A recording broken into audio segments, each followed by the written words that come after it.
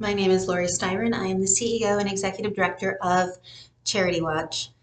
If you want to help victims of the wildfires in Greater Los Angeles, in California right now, we'll be putting a link in the comments here on our YouTube channel, linking to a list on our website of charities that we have vetted, top-rated charities that are financially efficient, have a history of good governance, and above all, actually have boots on the ground and are actually actively helping with the relief that's needed.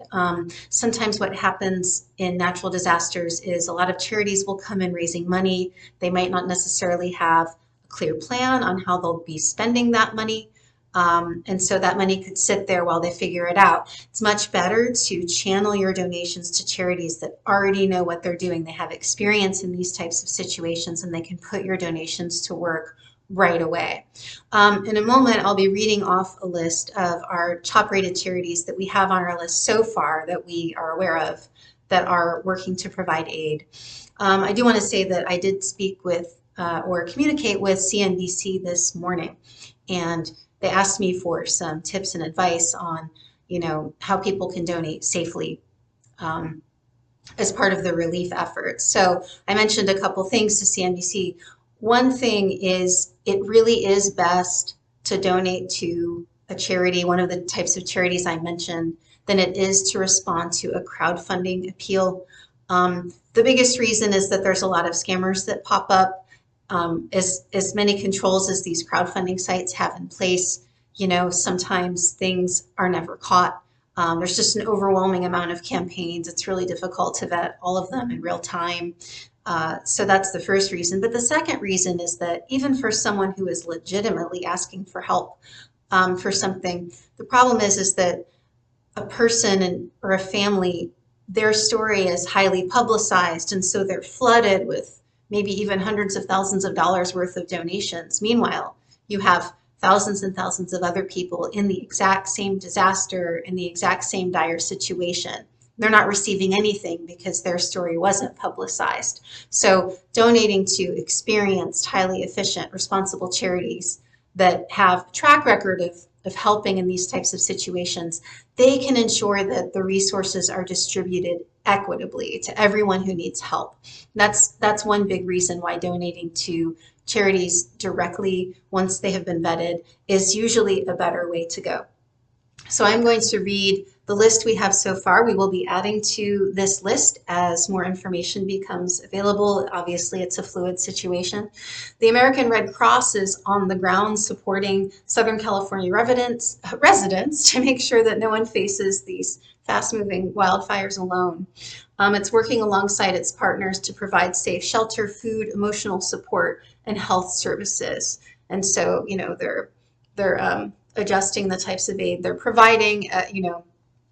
It's a fluid situation. They'll be, assessing the situation and providing what's needed as they, discover more about what people are needing, in the immediate situation. AmeriCares is responding to the multiple wildfires, including in Eaton and Hearst and Palisades. It has offered assistance to more than 70 partners across California and is preparing to address urgent health needs and help restore health services for survivors. Church World Service. They have an emergency preparedness, response, and recovery team that's monitoring the situation in impacted communities through the VOAD network, Emergency Network Los Angeles, media outlets, and partners, standing ready to provide Church World Service kits, blankets, technical assistance, information sharing with local partners, as well as offering limited temporary housing for newcomers in need of evacuation. They have assembled and distributed over 200 fire and waterproof go bags with essential supplies for evacuation. We have Direct Relief and Direct Relief Foundation. Those are two related orgs, providing N95 masks, medicine, and other resources to healthcare agencies and first responders in the affected areas. International Medical Corps, it's headquartered in Los Angeles, so it'll be interesting to see, and hope that they're doing okay there, and that everyone involved with the organization is safe, their families are safe. So some extra thoughts for them. You know, sometimes the people that are helping in a disaster are also suffering their own losses in the meantime. So it can be a real double whammy in a situation like that. We rely on people who work hard at charities to help everyone. Sometimes they're suffering their own losses in the meantime. So keep that in mind, keep that compassion and empathy at front of mind. Um, so International Medical Corps has deployed a response team and is working with local partners, including LA City and county governments in affected areas to assess the impact of the wildfires. Its teams are providing essential relief supplies, including hygiene kits, first aid kits, and N95 masks. And then finally on our list so far, we will be adding to the list, but so far the final charity on our top rated list of charities providing assistance for people affected by the wildfires in California, we have World Central Kitchen. They have a relief team in Southern California supporting first responders and families impacted by the wildfires in the Los Angeles area. Their teams have mobilized across the region to provide immediate relief in the form of sandwiches and water, and it's working to identify all areas of need. Several World Central Kitchen Chef Corps members are on standby and ready to provide comforting meals.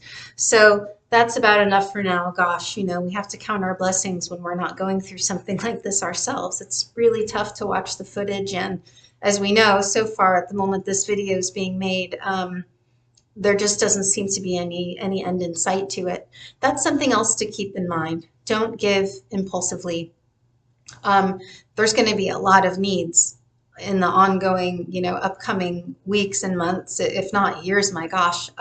So, you know, you don't need to give 5 seconds after someone asks. You can take a couple days and make sure that you understand the types of relief the different charities are providing, vet the organization, make sure it's one that is providing the types of relief that you want to help with, and then donate after you've taken a day or two to make sure that you really understand how your money is going to be used.